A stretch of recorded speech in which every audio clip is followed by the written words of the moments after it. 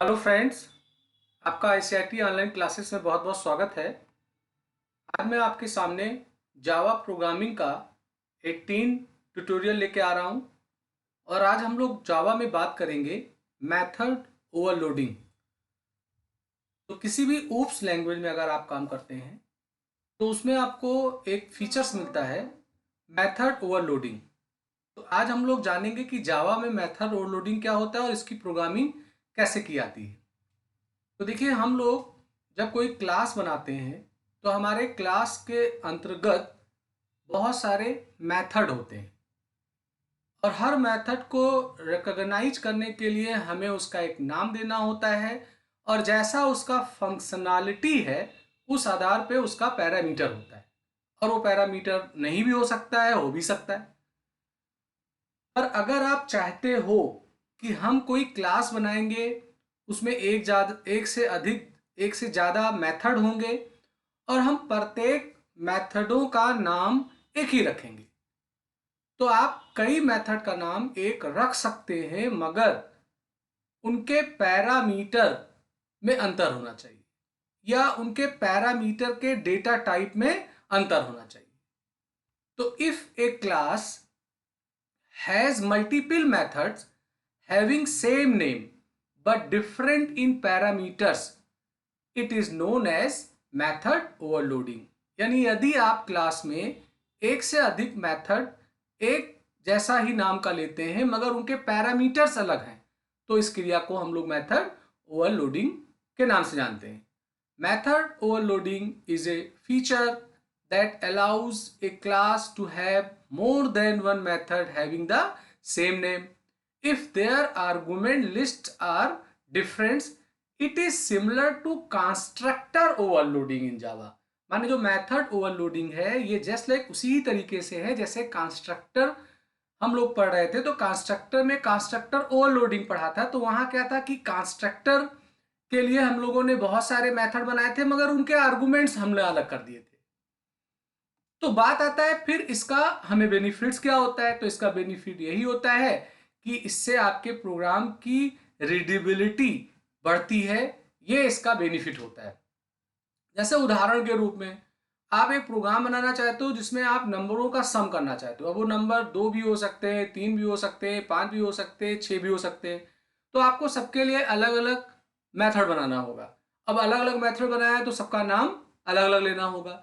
तो जब आप इन्हें फंक्शन में लाएंगे तो आपको याद करना पड़ेगा कि मैंने 2 नंबर को जोड़ने के लिए सम लिया था कि क्या लिया था, 4 नंबर के लिए मैंने सम लिया था कि क्या लिया था।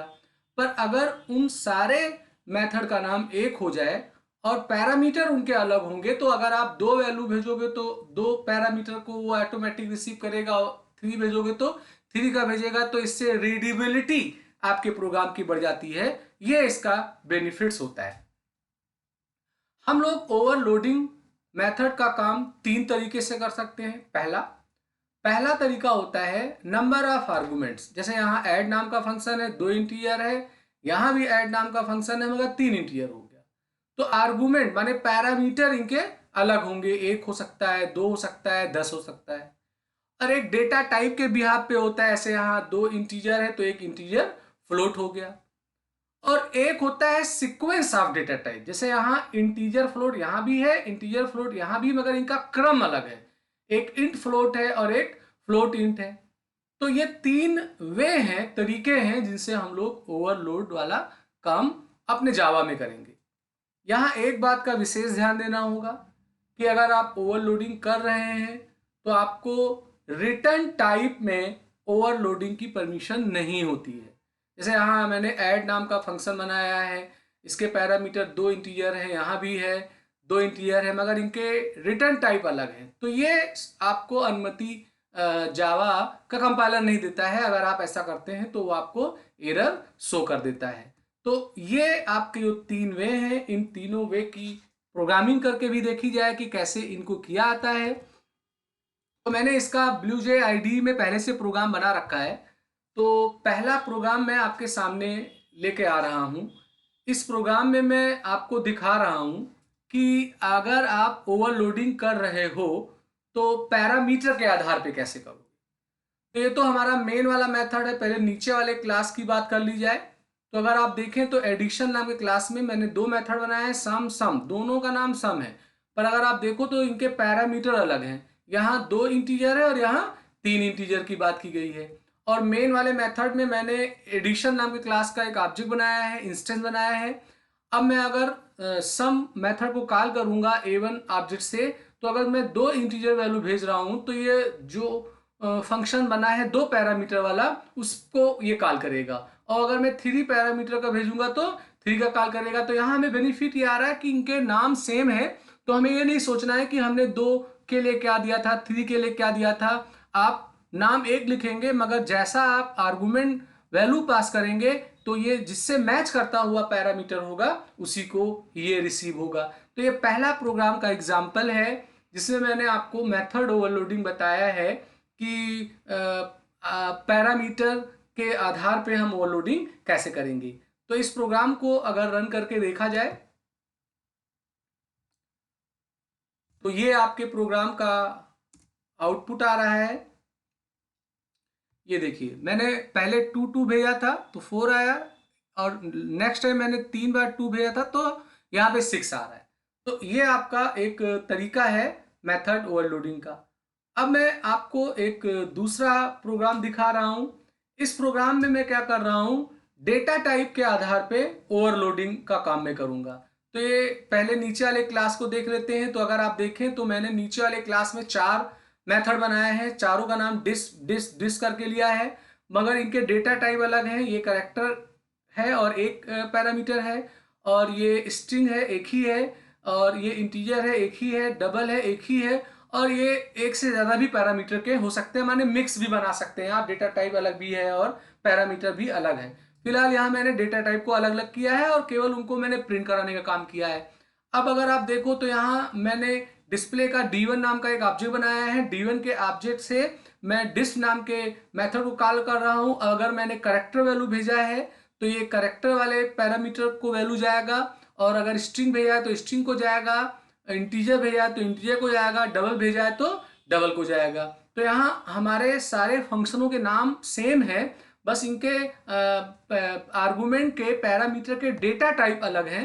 तो इस क्रिया को हम लोग बोलते हैं मेथड ओवरलोडिंग। और आप ऐसा भी कर सकते हैं कि आप मिक्स भी कर सकते हैं इनको। मिक्स करने का मतलब ये हुआ कि डेटा टाइप अलग हो जाए, पैरामीटर अलग हो जाए, इनको आप अलग भी कर सकते हैं। तो ये आपका टेस्ट 1 वाला प्रोग्राम है। टेस्ट 1 वाले प्रोग्राम में हम लोगों ने एक क्लास बनाया है, और यहाँ मैं डिस्प्ले कर रहा हूँ अलग अलग प्रकार की वैल्यू भेज करके।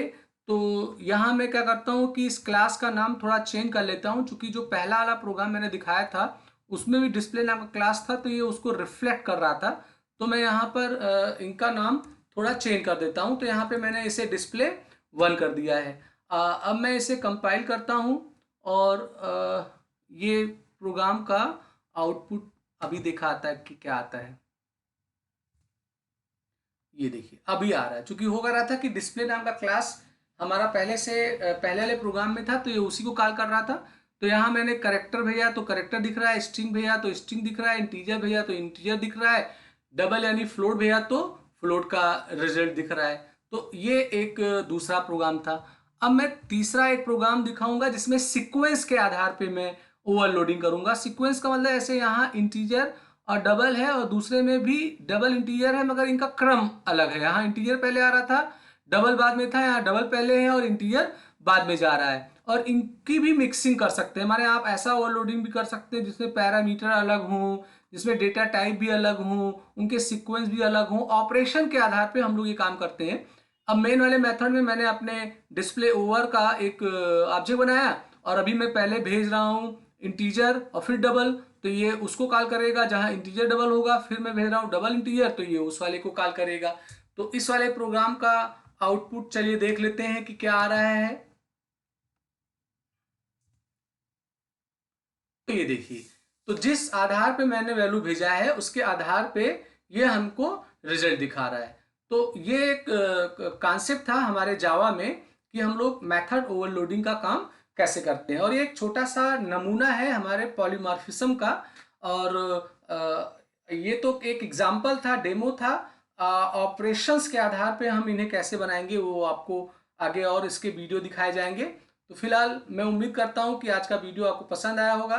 लाइक करिए, शेयर करिए, सब्सक्राइब करिए।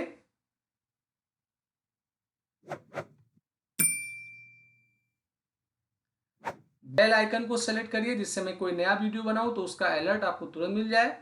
आज का वीडियो मैं यहीं समाप्त करता हूं। कल मैं आपके लिए फिर नेक्स्ट वीडियो लेके आऊंगा। आपका दिन शुभ हो।